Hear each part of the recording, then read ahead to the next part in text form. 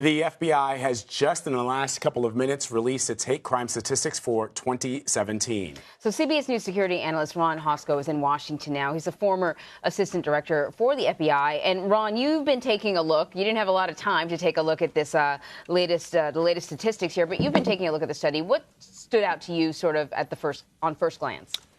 Well, a couple of things, Anne-Marie. First, it looks like for at least the second straight year, there's another jump in the number of reported hate crimes. My rudimentary calculations say a jump of over 15% over last year. Actually, these are last year's numbers. This is 2017 that just came out. So 2017 numbers are a significant increase over 2016. So the rise started several years ago, and so we're on that continuing ascent. But I tell you, one of the things that stands out is really what's, even though the hate crimes, reported hate crimes are broken down here by the FBI, one of the things that stands out first is it's relatively consistent with prior years, so that the greatest number of hate crimes being reported are based on race and ethnicity. About half of them are motivated by some sort of anti-black bias, a far lower percentage anti-white or some other ethnic group. The second most common reported hate crime is anti-religious. And again, here the most frequent target is anti-Jewish bias. And then down below them, anti-Muslim, anti-other religious groups. But I think what's worth noting here is what's missing. So about, I think, 11% or 12% of the law enforcement agencies are reporting hate crimes. So that tells us that somewhere around 88% of law enforcement is reporting that they had zero hate crimes.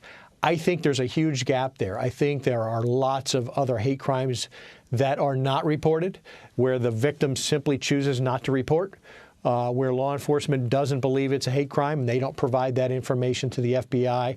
I suspect there's a huge gap here in what's being unreported to the FBI, even though we're seeing a rather substantial increase in the total number of reported crimes. So, Ron, you pointed out the anti-black or African crimes, 48.8% here. Religious bias, 58.1% were anti-Jewish, 18.7% were anti-Islamic.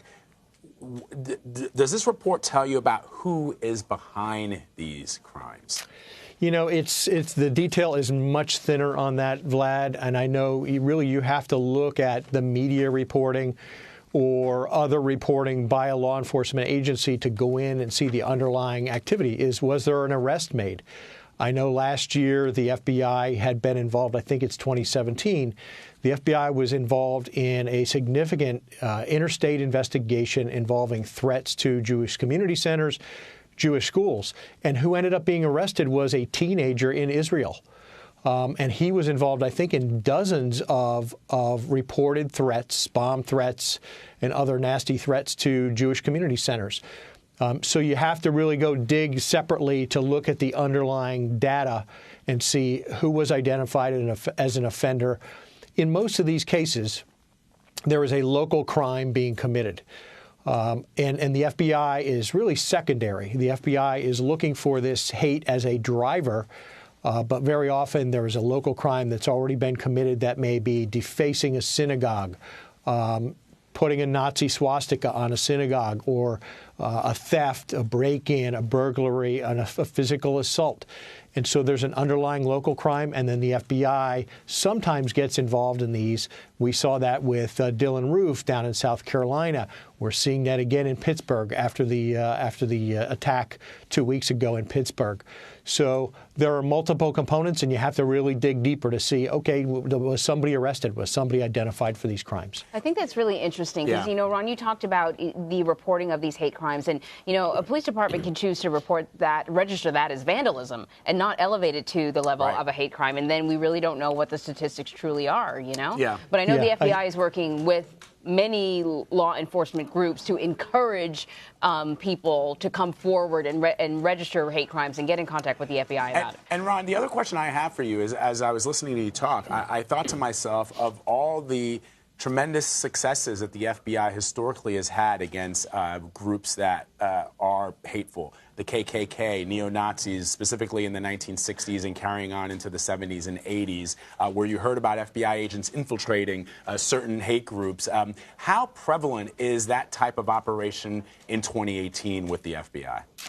Well, look, the FBI takes preserving our civil rights very seriously. So where they see certainly groups coming together, they are interested in that. They support interagency working groups that involve law enforcement, the community in a lot of places around the country.